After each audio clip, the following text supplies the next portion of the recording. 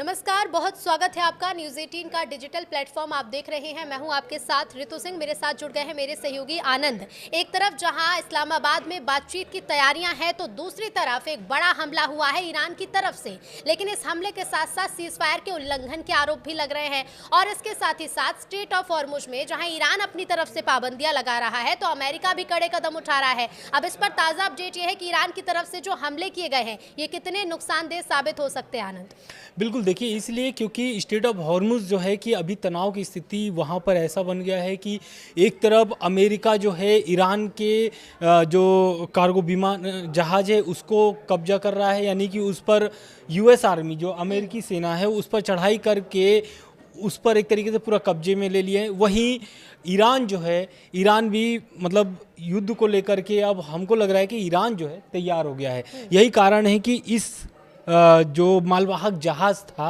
उस पर कब्जे के बाद ईरान ने बड़ा हमला किया है ओमान की खाड़ी में, खास करके जो अमेरिकी वहां पर जो सैन्य पोत जो तैनात थे उस पर हमला किया है। और ये हमले की जानकारी पहले ही दे दी गई थी ईरान की तरफ से। जब सुबह खबर आई थी कि ईरान का जो कार्गो विमान है, कार्गो जो जहाज है, उस पर अमेरिकी सेना ने हमला करके कब्जा कर लिया है, यानी उस पर अपना नियंत्रण बना लिया है। उसके बाद जो है कि ईरान लगातार एक्शन मोड में आया है और आईआरजीसी ने बहुत बड़े बड़े कदम भी उठाए उस हमले कब्जे के बाद। पहला कदम यही था कि वहाँ पर एक तरीके से जो छोटे छोटे उनके जो नाव थे, जहाज थे, उसे पहले तैनात किया गया स्टेट ऑफ हॉर्मुज की तरफ, क्योंकि ये जो घटना हुई है वो अरब सागर और स्टेट ऑफ हॉर्मुज के पास में ही हुई है। और इस घटना के बाद से चीन भी इस पर निंदा किया इस खबर पर। क्योंकि वो जो जहाज था कार्गो विमान वो जा रहा था, टोस्का उसका नाम है उस विमान का, और वो जा रहा था चीन, ईरान से चीन की ओर जा रहा था। और उसमें उस जहाज के अटैक के बाद चीन का भी बयान आया और चीन ने इस घटना को लेकर के निंदा जताया है। क्योंकि इस पर इसलिए बोला है चाइना ने क्योंकि उनको पता है कि स्टेट ऑफ हॉर्मुज में जिस तरीके से तनाव की स्थिति बन रही है, आने वाले समय में युद्ध होना तय है। और यही कारण है कि जो पाकिस्तान के इस्लामाबाद में जो बैठक होने वाली थी उस बैठक को लेकर के भी अब एक तरीके से सवाल उठने लगे हैं, क्योंकि बैठक होना अब तय नहीं लग रहा है, ऐसा समझ में आ रहा है। बिल्कुल, क्योंकि अभी तक जितनी भी बैठकें हुई हैं आनंद, उन बैठकों में किसी भी तरीके का सकारात्मक नतीजा निकलकर सामने नहीं आया, बल्कि हमने देखा है कि उसके बाद शर्तों को लेकर कई बड़ी बातें भी निकलकर सामने आई। हालांकि एक जो ट्रंप ने जो पोस्ट किया है वो पोस्ट भी अपने दर्शकों को बता देते हैं। ट्रुथ सोशल प्लेटफॉर्म पर ट्रंप लिख रहे हैं कि टोस्का नाम का जहाज अमेरिकी नौसेना ने तब कब्जे में लिया था जब उसने रुकने की चेतावनी का जवाब नहीं दिया था। ट्रंप इसके आगे लिखते हैं कि आज एक ईरानी झंडा लगे जहाज टोस्का ने नेवी ब्लॉकेड को तोड़ने की कोशिश की और उसकी ये कोशिश नाकाम रही। जहाज 900 फुट लंबा है, लगभग एक एयरक्राफ्ट कैरियर जितना भारी है। आगे ट्रंप लिखते हैं कि अमेरिका ने चेतावनी भी दी थी जहाज को रुकने की, जिससे नजरअंदाज किया गया और इसलिए हमारी नेवी शिप ने उसके इंजन रूप में हमला कर उसे वहीं रुक दिया। ये तो ट्रंप ने एक तरह से सफाई दे दी और उसके पीछे का कारण बता दिया कि हमला क्यों था। लेकिन इसी हमले को सीज फायर का उल्लंघन बता रहा है ईरान। बिल्कुल उल्लंघन बता रहा है। ये जो घटना हुई है इसलिए हुई है क्योंकि ट्रंप ने जो एक और बयान सुबह दिया था उसमें ये दिया था कि जो अमेरिकी सेना का या फिर अमेरिकी नेवी का जो नाकेबंदी है स्टेट ऑफ हॉर्मुज के पास, वहां पर उस नाकेबंदी को तोड़ने का प्रयास ईरान ने किया था, ऐसा ट्रंप का आरोप है। ट्रंप का कहना है कि वो अमेरिकी जो नाकेबंदी है उसको तोड़ने के लिए ईरान ने अपने कार्गो विमान आगे भेजे थे और उसको लेकर के पहले हमला नहीं किया गया था। पहले बाकायदा 6 घंटे तक उन्होंने इंतजार किया है और चेतावनी दिया है कि आप अपने जवाब दीजिए। उनके जवाब नहीं आने पर अमेरिकी नौसेना ने उस पर कार्रवाई करना शुरू किया और हमले के बाद फायरिंग भी हुई है, गोलीबारी भी हुई है। इस गोलीबारी के बाद अमेरिकी सेना ने अपने नियंत्रण में लिया, यानी कि जहाज़ों पर चढ़ करके पूरे नियंत्रण में जहाज अपने कब्जे में ले लिया है। साथ ही साथ जो ईरान की अर्ध सरकारी समाचार एजेंसी तस्नीम है उसका क्या कहना है, उसका इस घटना जो हुई है, यानी कि जो ओमान की खाड़ी में अमेरिकी सैन्य पोतों पर जो ड्रोन हमले हुए हैं उस पर इस सरकारी समाचार एजेंसी का क्या कहना है। तो इस पर यह कहना है ईरान की ओर से किए गए ड्रोन हमले में किसी भी नुकसान की खबर नहीं है, यानी जो अमेरिकी सैन्य पोतों पर जो हमला हुआ है, उस पर कोई भी नुकसान होने की घटना नहीं है, खबर नहीं है। लेकिन ईरान के सबसे बड़ी सैन्य कमांडर इकाई खात्मा अल अनीबा सेंट्रल हाई हेडक्वार्टर से जवाबी कार्रवाई की पहले से ही चेतावनी दी गई थी। जैसा कि मैंने आपको बताया कि इस घटना के बाद जब अमेरिका कब्जा कर लेता है कार्गो विमान पर, उसके बाद ईरान का बयान आता है और ईरान बहुत कड़ी प्रतिक्रिया देता है इस मामले को लेकर के, और वो कहता है कि ईरान अमेरिका ने जो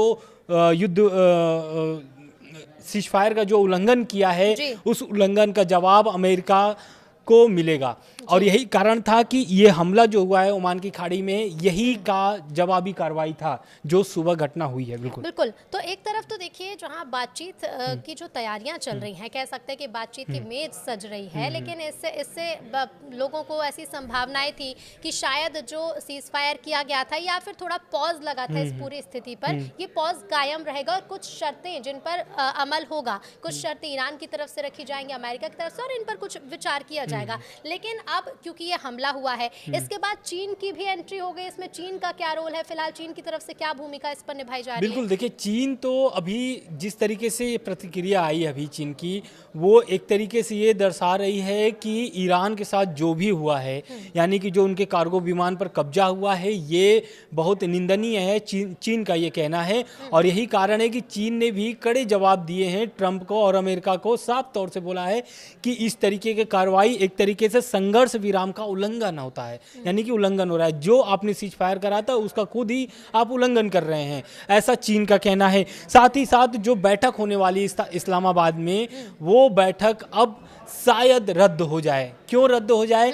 पहला मांग जो अब ईरान की नया जो शर्तें हैं, वो यही शर्तें हैं कि बैठक तभी हम करेंगे एक ही मेज पर बैठकर जब तक आप अपनी नाकेबंदी नहीं हटा लेते। नाकेबंदी हटाने का मतलब यह है कि जो अमेरिकी सेना वहां पर तैनात है उसे वहां से हटना पड़ेगा या पीछे हटना पड़ेगा, वहां से मतलब एक तरीके से वो जो नाकेबंदी उसको खोलना पड़ेगा अमेरिका को, जो कि ये अमेरिका के लिए बहुत ही मुश्किल की बात है। इसलिए मुश्किल बात है क्योंकि वहाँ पर पकड़ बनाना, जिस तरीके से अमेरिका ने अपनी पकड़ बनाई है, ईरान आपको भी पता है कि 42-45 दिन का जो युद्ध हुआ था उसमें करारा जवाब दिया है।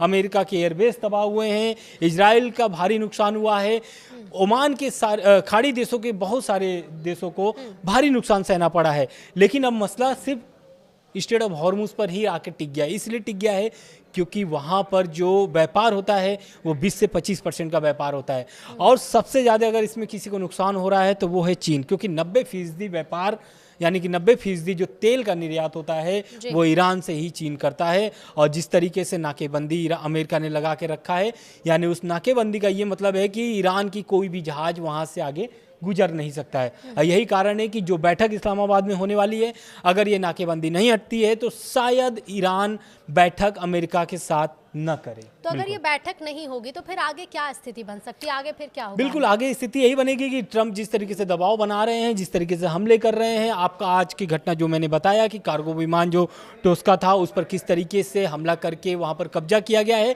तो आने वाले समय में ट्रंप का तो पहले भी बयान आ चुका है कि अगर ईरान नहीं मानता है तो जमीनी ऑपरेशन भी चलाया जा सकता है, उसके लिए इजराइल भी तैयार है। आज की घटना के बाद इजराइल IDF का क्या बयान आया? IDF का बयान है कि इजराइल पूरी तरीके से, यानी कि IDF पूरी तरीके से तैयार है युद्ध लड़ने के लिए, यानी फिर से हमला हो सकता है। पहला हमला अगर होगा तो वो अमेरिका इजराइल की तरफ से ही किया जा सकता है, क्योंकि ईरान जिस तरीके से अभी कार्गो विमान पर कब्जा किया गया है, उसके बाद ईरान ने एक तरीके से हमला किया है जो उनके युद्धपोत थे। अब युद्धपोत पर कोई भी ऐसा नुकसान की खबरें नहीं है, लेकिन अभी तक इस मामले को लेकर के अमेरिका की तरफ से कोई भी बयान नहीं आया है। बिल्कुल, अब बातचीत पर तो नजरें टिकी हुई हैं, लेकिन आप जैसे चीन का जिक्र कर रहे हैं आनंद, की चीन को बड़ा नुकसान झेलना पड़ रहा है, इसका बड़ा खामियाजा भुगतना पड़ रहा है। दूसरे देश भी आर्थिक रूप से काफी प्रभावित हो रहे हैं। बिल्कुल प्रभावित हो रहे हैं, क्योंकि देखिए जिस तरीके से ईरान ने स्ट्रेट ऑफ हॉर्मुज को बंद करके रखा है, उससे ये दर्शाता है कि आने वाले समय में, क्योंकि आपको भी पता है कि क्रूड ऑयल किस तरीके से अब हाइक पर पहुंच गया है, यानी कि उसके जो दाम है वो आसमान छू रहे हैं। इसलिए छू रहे हैं क्योंकि स्ट्रेट ऑफ हॉर्मुज बंद है। अब जो ईरान चाहता है, ईरान यही चाहता है कि स्ट्रेट ऑफ हॉर्मुज से जो भी जहाज़ें गुजरेंगे उससे टोल वसूला जाएगा, यानी कि अब उससे उगाही करना चाहते हैं। और यही कारण है कि ईरान जो है अपने जितनी भी नुकसान हुए युद्ध में उसकी भरपाई करने के लिए स्ट्रेट ऑफ हॉर्मुज का एक तरीके से नस पकड़ के रखा है। और स्ट्रेट ऑफ हॉर्मुज पर जब तक मसला नहीं सुलझता है तब तक समझ लीजिए कि अमेरिका और ईरान की जो बैठक की बात चल रही है वो शायद तय न हो पाए, ना बैठक कर पाए, ये भी हो सकता है। बिल्कुल, और देखना यही होगा आनंद अब कि ये बातचीत जो होने वाली थी इस्लामाबाद में, जिसकी तैयारियां चल रही थी, ये बातचीत अगर होगी तो किन शर्तों पर होगी, और अगर नहीं होती है तो उसके बाद ईरान, अमेरिका, इजराइल की तरफ से क्या कदम अगर उठाए बैठक जाएंगे। अगर होती भी है तो शर्त उनको मानना ही पड़ेगा, यानी कि अमेरिका को अपनी नाकेबंदी जो है वहां से हटाना पड़ेगा। जब नाकेबंदी अगर हट जाएगी तो व्यापार जो ईरान करना चाहता है, क्योंकि जब से नाकेबंदी लगी है ईरान को भारी नुकसान सहना पड़ा है, खास करके जो उनके विमान है, जो जहाज हैं वो गुजर नहीं पा रहे हैं अमेरिका के नाकेबंदी से। तो जब तक अमेरिका नाकाबंदी नहीं हटाता है तब तक ईरान जो है कि बैठने के लिए तैयार नहीं होगा, बातचीत करने के लिए तैयार नहीं इसी होगा। पर है कि इस पर क्या कुछ कदम ईरान की तरफ से उठाए जाएंगे या फिर अमेरिका इसका क्या जवाब देता है। बहुत शुक्रिया आनंद आपका हमारे साथ जुड़ने के लिए।